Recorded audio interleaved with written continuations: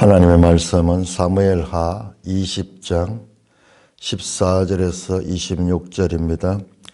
사무엘하 20장 14절. 세바가 이스라엘 모든 지파 가운데 두루 다녔어 아벨과 벳마가와 베림 온 땅에 이르니 그 무리도 다 모여 그를 따르더라. 이에 그들이 벳마아가 아벨로 가서 세바를 깨우고 그 성읍을 향한 지역 언덕 위에 토성을 쌓고 여호와와 함께한 모든 백성이 성벽을 쳐서 끌고자 하더니 그 성읍에서 지혜로운 여인 한 사람이 외쳐 이르되 들을지어다 청하건대 너희는 요압에게 이르기를 이리로 가까이 오라 내가 너게 말하려 하노라 한다 하라. 요압이 그 여인에게 가까이 가니 여인이 이르되 당신이 요압이니까 하니 대답하되 그러하다 하니라. 여인이 그에게 이르되 여종의 말을 들으소서 하니 대답하되 내가 들으리라 하니라. 여인이 말하여 이르되 햇사람들이 흔히 말하기를 아벨에 가서 물을 것이라 하고 그 일을 끝내었나이다. 나는 이스라엘의 화평하고 충성된 자 중 하나이거늘 당신이 이스라엘 가운데 어머니 같은 성을 멸하고자 하시는도다. 어찌하여 당신이 여호와의 기업을 삼키고자 하시나이까 하니 요압이 대답하여 이르되 결단코 그렇지 아니하다.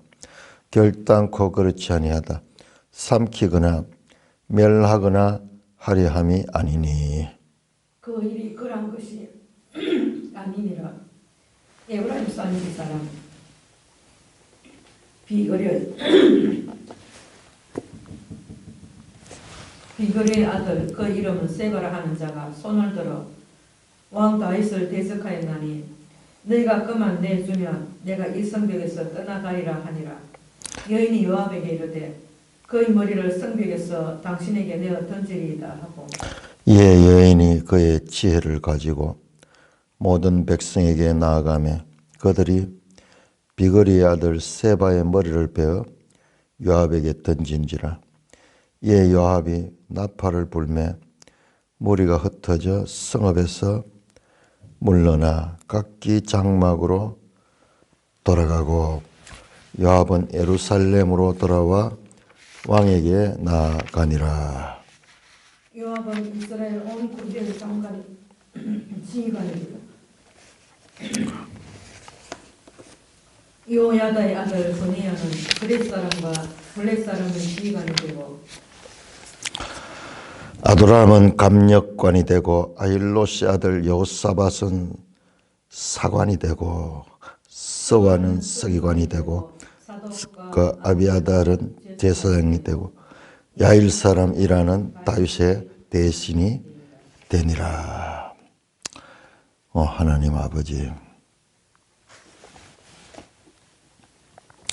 오늘 감사합니다. 오늘 이 말씀을 통하여서 이 기록된 말씀을 통하여 우리에게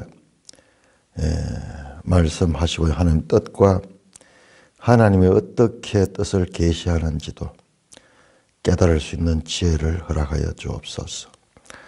예수님 이름으로 감사하며 기도드리옵나이다. 아멘. 세바가 이스라엘 모든 지파 가운데 두루 다녔어. 자, 세바는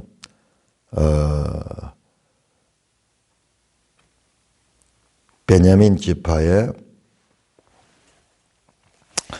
하나의 반역자죠. 베냐민 사람 비그리 아들 세바. 압살롬의 반역에 이어서 다시 세바가 반역을 했다. 그러니까 우리가 지나간 역사를 보면은 세종대왕 시대는 태평성대였고 뭐 그렇게 이야기를 하지만은 그러나 그 나름대로 안에 들어가보면 많은 갈등들이 있었던 거예요. 다윗 시대에도 이와 같은 다윗에 대한 도전하는 세력들이 끊임없이 있었다. 그게 인생이 인생. 인생에는 항상 문제들이 있습니다. 왜 하나님이 그런 문제들을 허락하셨는가? 그걸 알지도 못해. 우리는 알지 못해. 그러나 우리가 유추할 수 있는 것은 이 지구상에 늘 좋은 날만 있으면 다 망합니다. 비도 와야 되고 때로는 태풍도 와야 되고 때로는 햇빛이 짱짱하게 비치는 날도 있어야 되고 그렇지 늘 평안하기만 해가지고는 존재할 수가 없습니다. 우리 개인 인생도 마찬가지인데 클 때는 성장통 하는 게 있어가지고 아프기도 하고 또 그렇게 하면서 살아가는 거예요. 그 위대한 이스라엘 왕 다윗 왕의 시대에도 끊임없는 이와 같은 반역과 그리고 왕권에 대한 도전이 있었다. 그러나 사무엘 하는 단순한 역사적인 사건이 아니라 이 모든 것들을 11장 사무엘하 11장부터 시작된 그 다윗의 범죄와 그로 인한 하나님의 죄에 대한 책임, 벌이라 그러면 죄와 벌 갈 때 그 죄에는 벌이 따를 그 벌을 지금 받고 있는 과정에 있다. 문제는 그 벌을 받는 그 가운데 하나님이 어떻게 역사하시는가. 이게 중요합니다. 자, 죄에 대한 징벌이 있습니다. 징벌이 반드시 있는데, 그러나 그 죄에 대한 징벌로 나가면은요, 죄의 삭선, 사망이에요, 사망. 죽을 수밖에 없어요. 그거는 하나의 공식 같은 거예요. 그런데도 불구하고 하나님께서 죄로 범죄하는 인간들 가운데 사망시키지 아니하고 그 진노 가운데서도 긍휼을 베풀고 계신다. 이거를 우리가 볼 수 있는 거예요. 우리가 죄 지었다고 그 죄에 대한 책임을 물어가지고 하나님께서 죽여버리면은 이 땅에 살아날 존재는 아무도 없어요. 모든 사람이 죄를 범하였으며 하나님의 영광에 이르지 못하더니 죄의 삭선 사망입니다. 이게 지금 전부 다 사망에 이르는 과정이잖아요. 다윗의 목숨을 지금 위협하고 있는 그런 과정들의 연속이냐. 그러나 하나님께서 그 가운데서도 그 진노 중에 죄에 대한 책임을 물을 때는 하나님의 진노죠. 진노가 형벌을 주는 거죠. 그러나 하나님은 그 진노 중에도 긍휼을 베푸시는 분이다. 하박국 3장 2절. 하나님이 진노 중에 긍휼을 베풀지 아니하면 우리는 다 죽은 존재, 죽은 존재. 우리 여기 다윗 기사에서 중요한 것은 다윗의 범죄하는 그와 같은 범죄의 현장 뿐만 아니라 죄로 인한 형벌 뿐만 아니라 그 죄를 어떻게 용서하시는가 뿐만 아니라 그 죄에 대한 징벌 가운데도 하나님께서 어떻게 긍휼을 베푸시는가 이런 것들을 우리가 읽을 수가 있습니다. 지금 이 모든 사건들 압살롬의 반역 또한 세바의 난 이런 것들이 다 그냥 일반 역사에서는 그냥 역사에서 일어나는 하는 일이지만 이 사무엘하고는 완전히 세상 역사와 다른 것이 이게 하나님이 다윗의 죄에 대한 징계로서 일어난 사건으로 우리에게 제시하고 있다는 것을 놓치지 않아야 됩니다. 세바가 이스라엘 모든 지파 가운데 두루 다녔어. 아벨과 벳마가와 베님 온 땅이니 이 세바의 난이 그렇게 큰 힘을 가지지 못해서 그들이 쫓겼습니다. 정규군에 의해서 쫓기게 되니까는 아벨과 벳마가와 베림 온 땅이니 그 무리도 다 모여 그를 따르더라. 이에 그들이 벳마가 아벨로 가서 세바를 애우고 그 성읍을 향한 언덕에 토성을 쌓고 요압과 함께한 모든 백성이 성벽을 쳐서 헐고 자니 이에 그들이 가는 것은 세바 일당이 벳마가 아벨. 자, 거기에 보면 14절에 아벨과 벳마가와 베림 세 땅으로 되어 있는데 15절에 보니까 벳마가 아벨, 여기 하나의 이름으로 되어 있어요. 자, 요건 지도에 잘 안 나오는 건데 하나 찾았습니다. 자, 여기가 어디냐 그러면은 지도 183쪽으로 한번 찾아보세요. 183쪽. 저 이스라엘 끝이에요. 북쪽 끝이요. 정규군에 이렇게 몰려가지고 저 위로까지 이제 쫓겨났던 것 같아요. 자, 지도 183쪽 보면 제일 위에 갈릴리 바다 위에 단이 있는 그 지역까지 올라가죠. 이스라엘 영토가 단에서 브엘사베까지 아니에요. 우리 치면 저 백두산이 백두산. 거기 뭐 아벨마가 나오죠. 그러니까 북쪽 끝까지 밀려 쫓겨가는 거죠. 정규군이 요압 군대가 그를 추적하니까는 그들이 싸우다가 계속 쫓겨가다가 이제 더 이상 갈 데 없는 벳마가 아벨로까지 쫓겨갔습니다. 그러자 여기서 그들이 요압 군대 같네요. 요압 군대. 그들이 벳마가 아벨로 가서 세바를 에워쌌다 그러니까는 이 요압 군대가 이 세바가 벳마가 아벨의 성에 들어가서 그 속에 들어가 버렸어. 그래서 성읍을 향한 지역 언덕 위에 토성을 쌓고 요압과 함께한 모든 백성이 성벽을 쳐서 헐고자 하더니 고대 전쟁은 성을 차지하는 자가 아주 유리한 고지에 있죠. 그러니까는 그 성을 공격하기 위해서 이제 한 방법이 토성을 쌓는 거예요. 바로 성 옆에다가 흙을 부어가지고 성에 들어갈 수 있도록 높이를 하는 게 이게 보통 일이 아니겠죠. 토성을 쌓는 일이 얼마나 힘들겠어요. 그래서 그 높이 산 그 땅을 들어가지고 공격을 하려고 합니다. 요압과 함께한 모든 백성이 성벽을 쳐서 헐고 그래가지고 이제 공격해서 성벽을 헐고 들어가려고 그렇게 싸운. 이 성벽 바로 앞에 이렇게 쌓는 게 아니고 성벽과 떨어져 가지고 여기도 성벽 높이로 성을 쌓아 이 높은 데서 이렇게 공격할 수 있도록 그렇게 하려고 합니다. 16절입니다. 그 성읍에서 한 지혜로운 여인 한 사람이 외쳐 이르되. 자, 무명의 여인, 단지 지혜로운 한 여인. 자, 이게 자세히 읽다 보면요.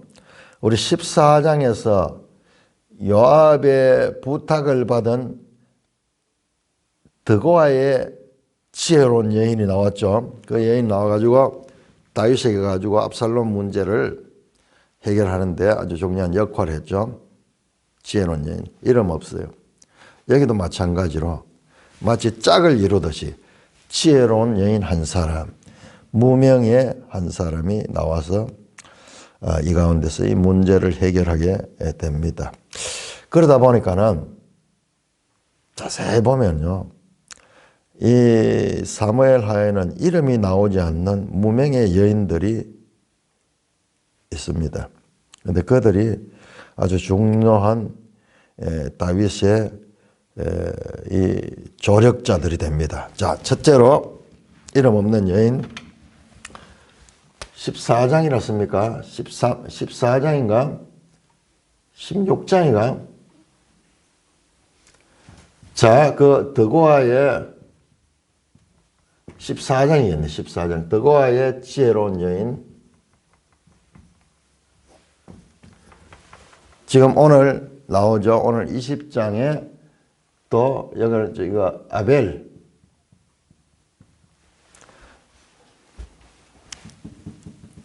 벳마가 아벨의 지혜 여인 나오죠. 이름 없어요. 이름 없어요. 뿐만 아니라 자세히 우리가 보면은 17장에선가 사독과 아비아달이 예루살렘 성에 남아서 그 작전을 따는 정보를 알려주잖아요. 그때 제사장이 정보를 알려주면은 그 아들들 아히마스와 요나단이 전령이 돼가지고 이 정보를 전해주게 되는데, 이 사람들이 성 안에 있지 않고 성 밖에 있었어. 그때 그 제사장의 부탁을 받은 한 여종이 가서 바깥에 나가서 그들에게 알려줍니다. 한 여종 뿐만 아니라 바울임으로 이들이 가서 도망갔었다가 들켜가지고 어디로 숨습니까? 우물 속에 숨었죠. 그때 한 여인이 와서 그 우물 위에다 덮고 마른 곡식을 이렇게 말려버리면서 위기를 모면하게 했습니다. 바울임.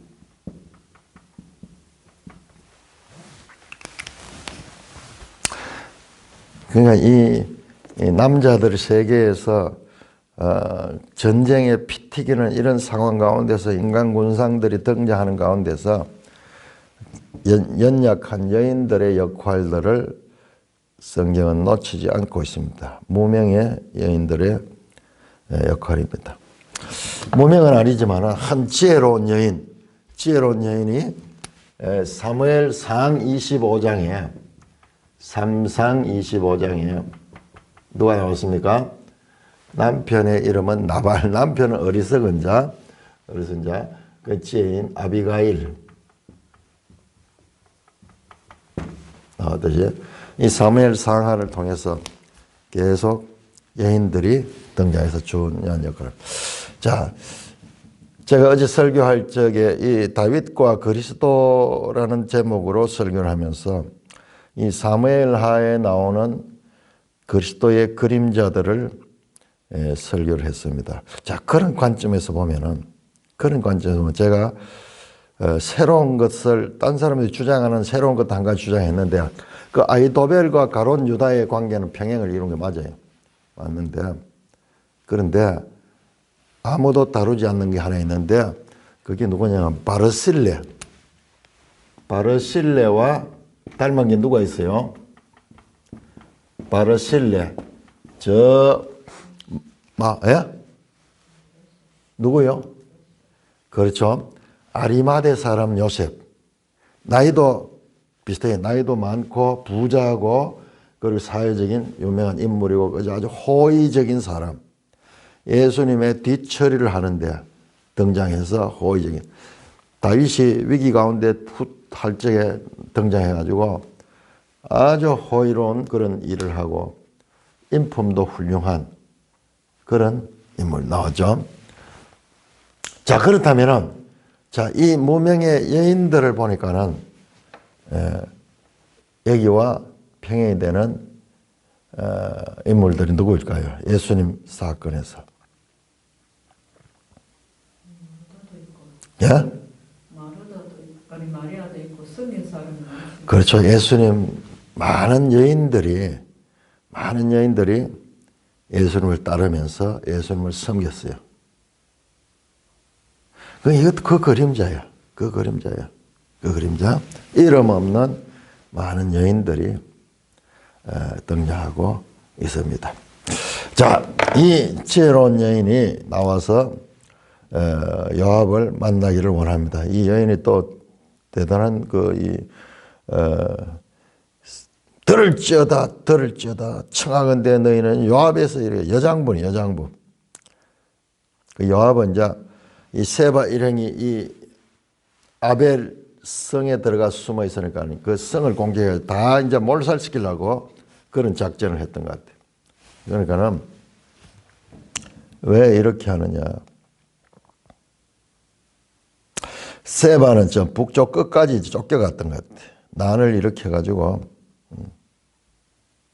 우리 성경에서 이렇게 좀 뭐 별로 중요하게 다룬 것 같지만 실제로는 엄청난 사건인 거예요.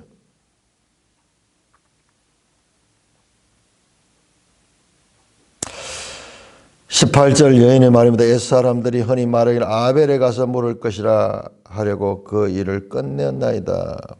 아벨에 가서 물어. 옛사람들이 아벨에 가서 물어. 아벨에는 아주 지혜자들이 있다고 그런 뭐 속담이 있었던 것 같아요. 그런데 우리도 이스라엘에 충성된 그런 백성들인데 왜 우리 성을 공격하느냐 하느냐. 그렇지 않다. 세바가 너희 속에 들어가기 때문에 그 세바를 지금 잡으면은 이 성을 공격할 필요가 없다. 그렇습니다. 그러니까는 그 여인이 세바를 사람들 다 모아가지고 22절 백성에게 나아가서 말합니다. 세바가 지금 우리 성에 들어가 우리도 다 죽게 됐다. 그래서 세바만 넘겨주면은 요압의 군대는 우리를 공격하지 않는다. 그래서 자체적으로 세바를 잡아서 머리를 베어서 요압에게 던집니다. 그러자 요압이 나팔을 봅니다. 뿔나팔이겠죠. 18장 14절 전쟁이 끝나는 소리야. 압살롬을 죽여가다 압살롬이 죽으니까 요벨 뿔나팔이에요. 희년에 부는 나팔처럼 전쟁이 끝남을 나타내는 신호로서 요압이 나팔 불매 무리가 흩어져 성읍에서 물러나 각기 장막으로 돌아가고 요압은 예루살렘으로 돌아가 왕에게 나오냐. 이게 이제 군인이 정규 군들이 늘 상비군이 아니고 평소에는 농사 짓고 살다가 위기 때 이제 징집해가지고 전쟁을 하고 또 다시 이제 전쟁이 끝나면은 각자 그렇게 돌아가는 그런 이 군대입니다. 옛날에는 다 그랬어요. 따로 군대를 가지고 그렇게 늘 미기고 훈련하고 그렇게 하려고 하면은 그건 아주 근대 국가에 와서 그렇게 했고 그 이전에는 그 이 남의 나라를 침략하려고 준비한 나라가 아니면은 군대가 따로 별로 없었던 것 같아요. 자, 이렇게 해서 세바의 난도 이제 진압이 됩니다. 자, 13장부터 시작했던 지난한 다윗의 삶에 일어났던 문제들.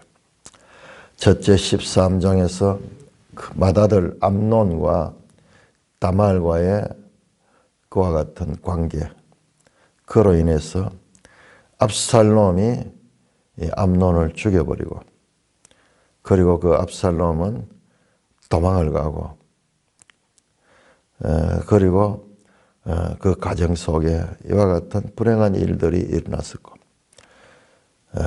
하루아침에 두 아들을 잃어버린 다윗 왕. 이 사람들이 딱 보니까는 자, 우리 이런 것도 주의해서 봐야 돼요. 다윗의 자식들 가운데 헤브론 출신, 헤브론에서 난 자, 그 다음에 예루살렘에서 난 자가 있어.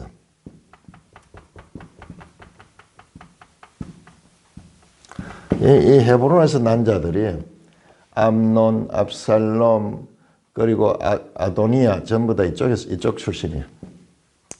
야들이 좀 나이도 많고 이런데 결과적으로는 예루살렘에서 난 자 이 솔로몬에게 이 왕위가 넘어가는 이런 의미도 있는 것 같아요. 이 압살롬이 반역할 적에 헤브론 가서 거기서 다시 반역을 하기 시작했죠. 이렇게 우리가 정리해서 이렇게 보면은 묵상할 게 많습니다.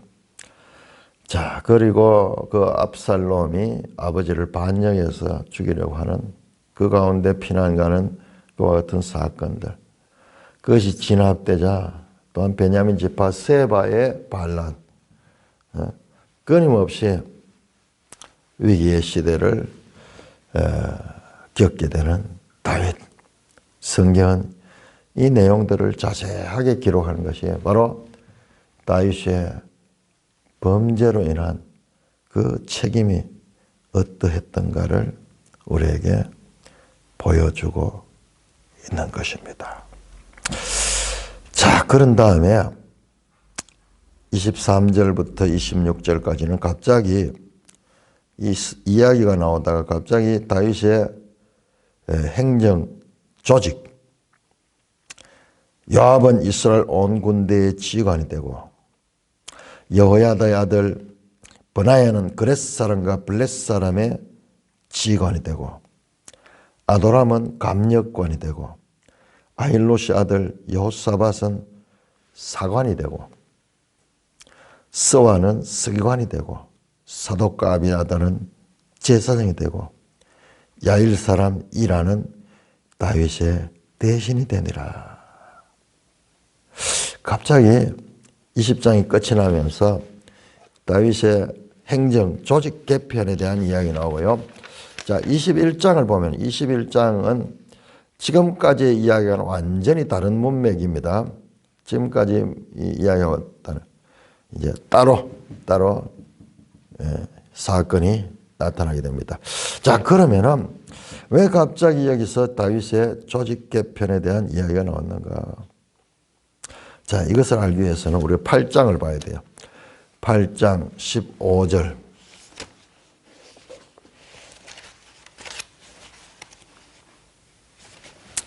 8장 15절에서 보시면은요.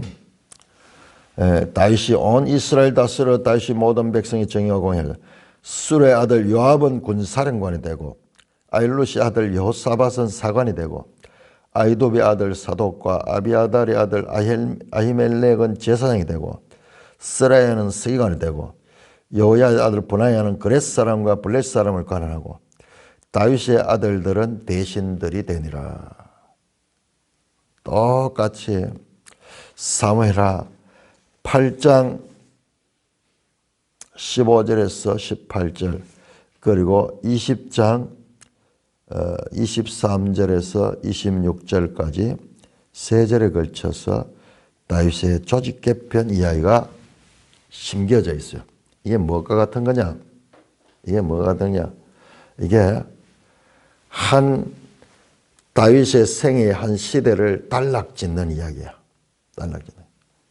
자, 8장에서는 다윗이 사무엘 상에서 천신만고 끝에 살아남은 다윗, 그리고 사울 왕은 죽고 이제 사울 왕이 죽고 난 다음에 다윗이 헤브론의 왕이 되었다가 다시 이제 전체 통일 이스라엘의 왕이 되는 과정을 그리고 난 다음에 이와 같이 다윗의 행정 조직을 말씀하는 것이 나왔어요.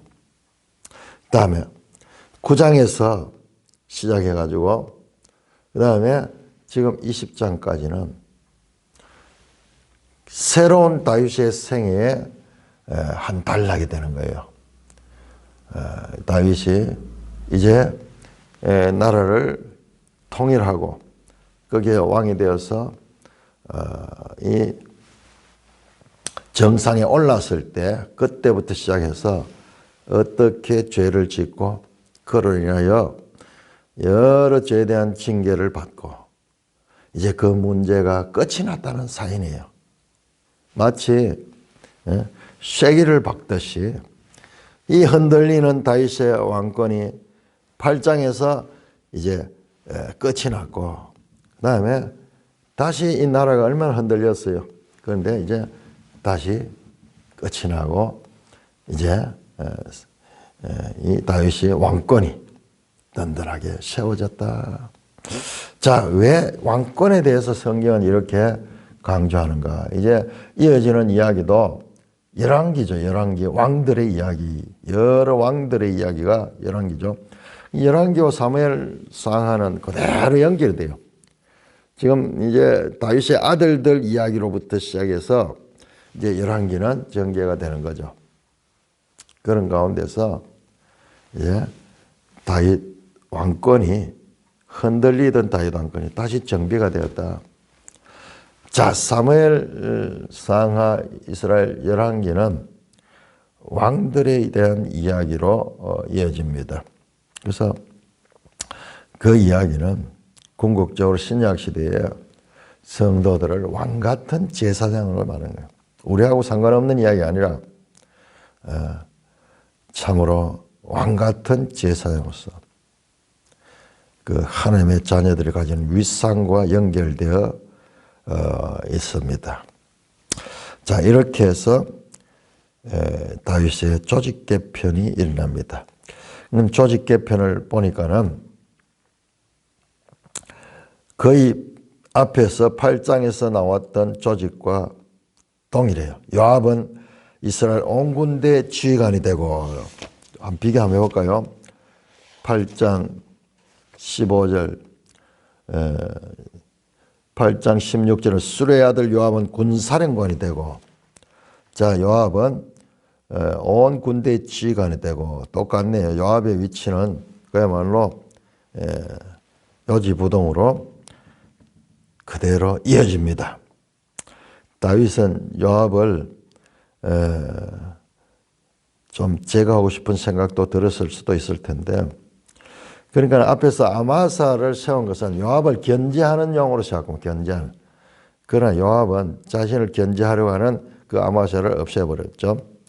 그 다음에 버나야는 마찬가지로 그렇네요. 18절에 보니까 8장 18절에 여호야 버나야는 그렛 사람과 블렛 사람을 관할하고, 이건 좀 외국인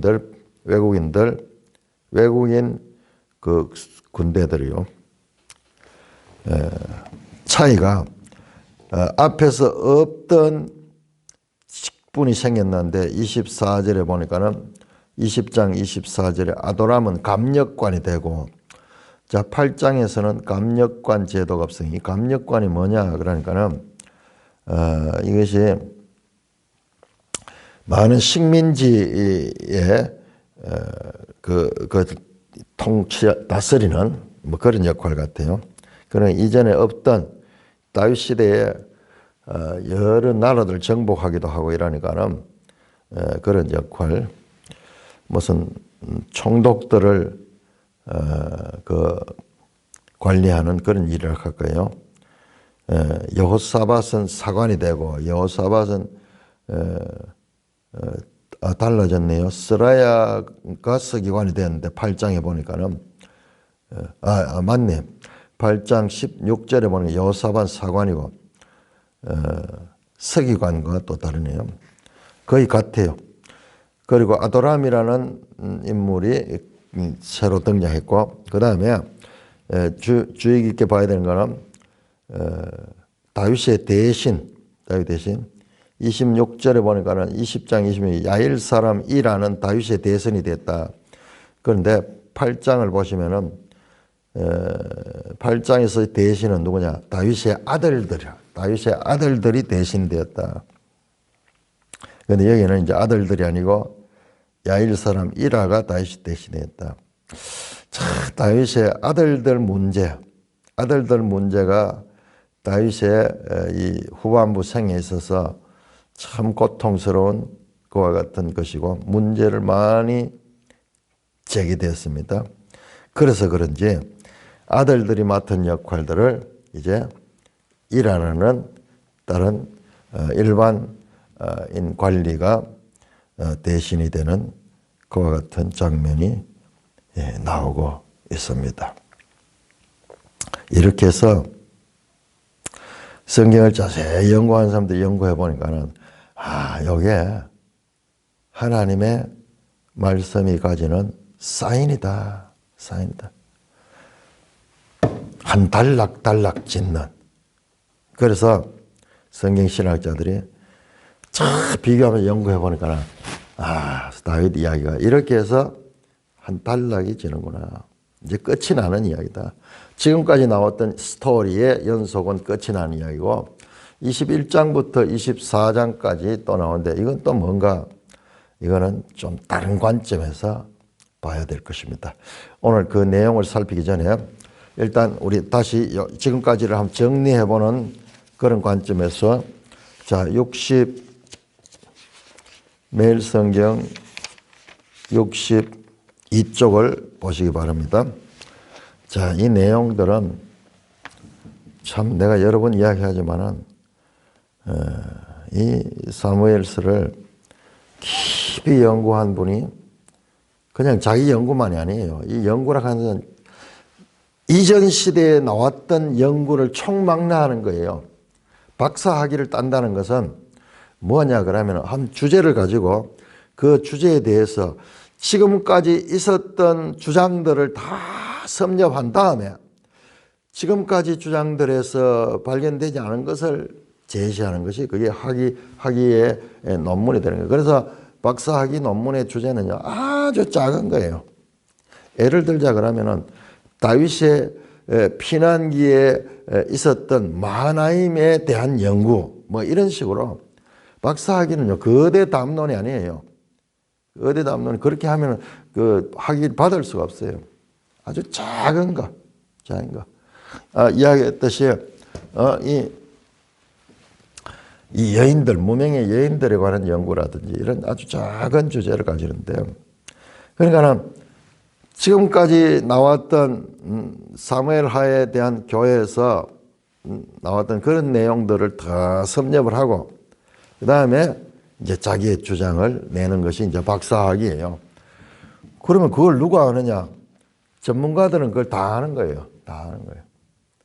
그래서 실력 없는 이제 이 박사들, 심사위원들은 그거 못 보겠죠. 그러나 한 분야의 전문가로서 있다 그러면 지금에 나온 걸 다 섭렵하고 있는 거예요. 그러니까 학생들이 이건 좀 모르겠지 싶어서 딱 제시해 보면 위에서 보면 다 보여요. 다 보여요. 자, 그렇듯이 이분이 지금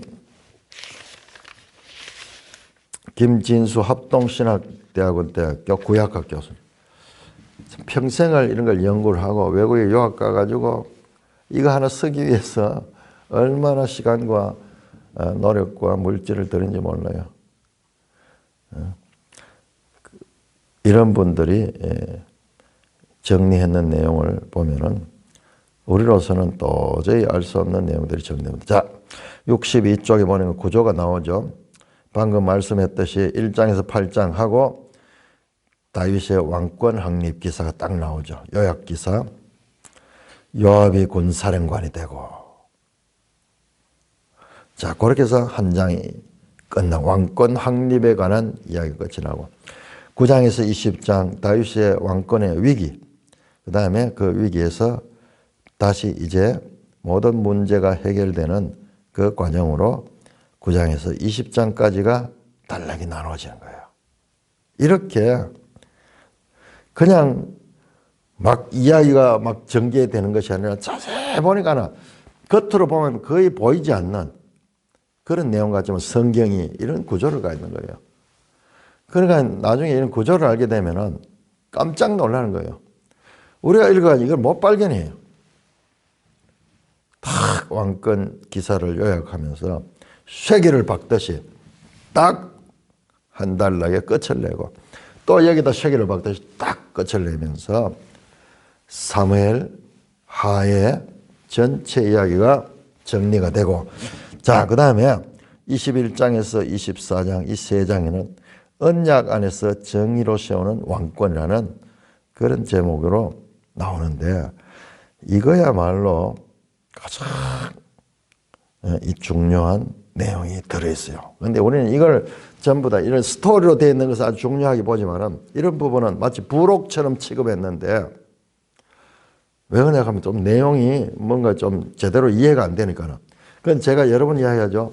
우리가 잘 이해 안 되는 부분, 좀 생뚱맞은 부분, 이런 부분이 성경에서 아주 중요한 부분이다. 성경을 깊이 연구를 해보면 이런 부분이 중요하다. 그러나 우리가 그 내용까지 들어가기가 쉽지 않아요. 쉽지 않은데 이번 한 주간 동안 이 부분을 우리가 깊이 공부를 해보고자 합니다. 자, 66쪽입니다. 66쪽. 66쪽 21장에서 24장에 관한 설명이 길게 나오죠. 길게 나오죠. 장수는 짧은데 아주 설명이 길게 나옵니다. 자, 그래서 이 세 본문은, 자, 우선 우리가 이 본문을 읽기 전에 그냥 아웃라인이라도 한번 보자고요.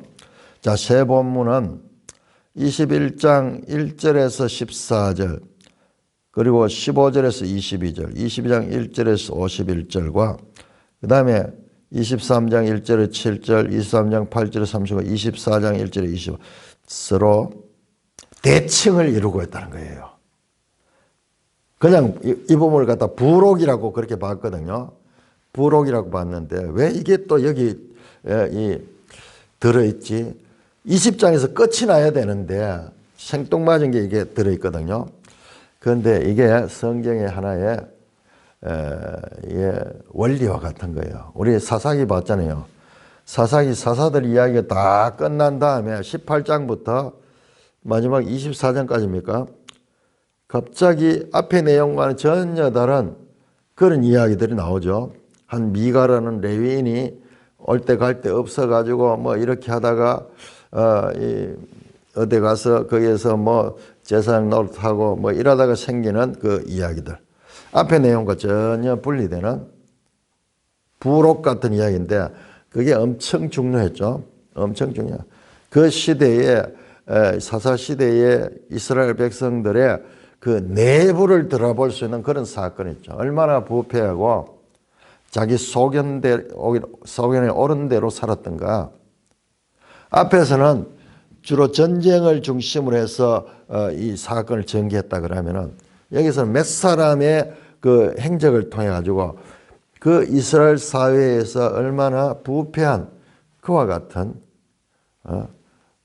이 사람들이 와가지고 그 남의 여자를 마음대로 취해가지고 가가지고 막 그 폭력적으로 행하는 일들이라든지 또 그 일을 당한 사람이 그 시체를 12조각 내가지고 뿌려가지고 그렇게 복수를 하려고 하는, 그래서 동족 간의 전쟁이 일어나는 이런 사건들, 그야말로 죄의 현장을 깊이 살펴보는 내용이었어요.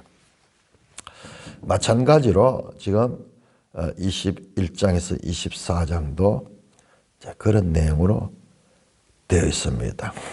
그런데 자세히 연구해 보니까는 대칭을 이루는 방식으로 기록이 되어 있다는 거예요. 이 단락은 정교한 구성을 통해 왕정제도에 대한 사무엘서의 메시지의 장엄한 결말로 이끈다. 이 단락의 주요 내용은 다음과 같다. 그러면서 이 단락을, 자, 우리 일단 내용을 들어가기 전에도 깊이 연구해 보니까는 이런 왕정제도에 대한 사무엘서의 메시지의 장엄한 결말이 이 세 장 속에 담겨 있다는 거예요. 이게 바로 성경신학이에요. 성경신학. 여러분, 성경신학은 성경 안에서 나오는 그 자체에 대한 연구예요. 이것을 무슨 정리를 해가지고 그렇게 해가지고 어떤 주제별로 묶은다든지 이런 식이 아니고 있는 그대로 날 것 그대로 그렇게 보면요, 성경만이 가지고 있는 독특한 형식들, 방금 말씀드렸듯이 사사기의 부록 같은 것들, 그 다음에 사무엘 하의 이 부록 같은, 이게 지금 같은 이야기는 사사기나 사무엘 상하가 이어지는 이야기잖아요. 사무엘 상하도 한 권의 책이거든 원래. 그러면서 크게 보니까 사사기와 사무엘 상하가 큰 형식 면에서 끝에 가서 스토리가 쭉 정리되어 끝에 가서 이와 같은 부록 같은 내용이 있다는 것도 지금 같은 그런 공통점이 있습니다. 자, 그러면서 이제 이 사무엘서가 왕정 시대의 출발을 알리는 거죠. 사사 시대에서 왕정 시대로, 그래서 사울 왕, 그다음에 다윗 왕, 그다음에 이제 열왕기에서 왕정 시대를 알리는 그와 같은 이야기. 그런 관점에서 아주 중요한 의미를 가진다. 우리는 아직 내용을 보지 못해 잘 이해는 못하지만은 그런 것을 깊이 연구한 분들은 발견했는 거예요. 첫째, 왕은 사욕을 쫓지 말고 공의로 백성을 다니라. 이게 보세요. 신명기 17장이에요. 신명기 17장. 그래서 앞으로 되어지는 모든 일들은 항상 신명기 17장에 이스라엘의 왕에 대한 규례의 그 기준을 가지고 판단을 받아야 되는 거예요. 그러면 어떻게 돼요? 성경이 연속이잖아요. 연속. 모세의 법에서 준 법과 그리고 역사 가운데 실제 가운데서의 이 괴리, 이게 바로 이 죄의 죄, 법에서 잘못된 그런 내용들. 사울은 한때 민족주의적 열심에 사로잡혀 여호와의 이름으로 맹세한 언약을 못했다. 자, 여기 나오는 민족주의적 열심. 중요합니다, 이거. 오늘날 우리나라도 마찬가지잖아요. 우리 민족끼리. 우리는 자랄 적에 이렇게 배웠잖아요. 우리 민족. 우리 민족은 한 민족이고, 그 다음에 우리 민족끼리는 우리 민족에 대한 소위 과도한 몰입. 이게 내셔널리즘이에요. 이거 무조건 좋은 건 줄 알았는데 이게 아니에요. 이게 지나치니까는 히틀러 같은 사건이 나는 거예요. 이게 알고 보니 죄성이야. 자기중심성. 예? 확대된 자기중심주의가 우리 민족주의. 그런데 우리 교육받을 적에 통치자들은 이 나라를 하나로 통일시키기 위해서 계속 통일감을 부르는 거예요. 거기서 민족보다 더 좋은 거예요. 우리는 한 피를 받은 한 민족이다. 그런데 지금 한반도 땅에 한 피를 받은 한 민족이지만 이렇게 핵을 가지고 늘 위협하면서 서로 적대적인 이 관계에 있는 이게 민족보다 더 중요한 건 사상이 사상.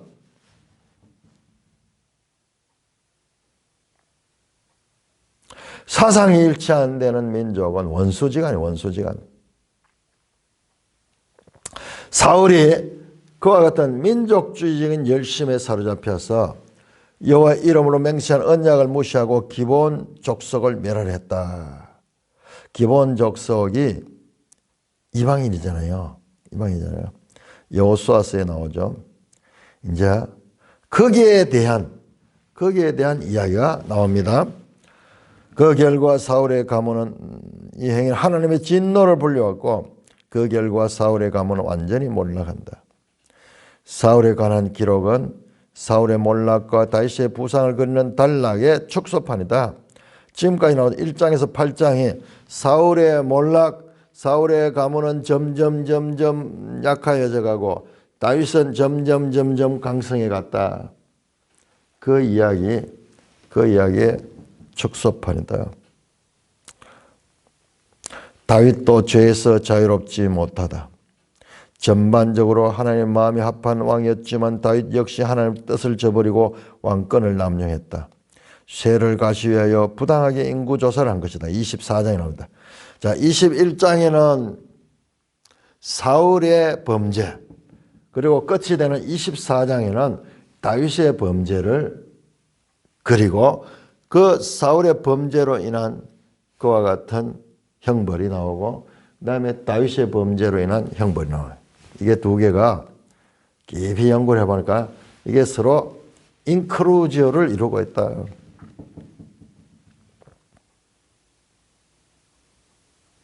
이 죄악은 수많은 백성의 생명을 앗아가고 왕권을 크게 약화시키는 결과를 낳았다. 여기다 다윗의 범죄가 왕권의 몰락으로 이어지지 않았다는 점에도 주목해야 한다. 그렇지만은 사울의 범죄는 왕권의 몰락을 가져왔지만은 다윗의 범죄에는 왕권에 대한 몰락은 없었다는 거예요. 다윗은 하나님의 진노 속에도 긍휼을 경험한다. 자, 앞에도 말씀했죠. 진노 속에 죄로 인한 형벌 속에서도 하나님께서 긍휼을 베풀어 주신다. 이것 때문에 우리가 살 수 있다는 겁니다. 번제와 화목제를 통해 죄를 용서받고 하나님과 화평을 누린다. 다윗에 관한 이 기록은 다윗 왕권의 위기와 회복을 그리는 단락의 축소판이다. 이야, 이거는 9장에서 20장의 축소판이라.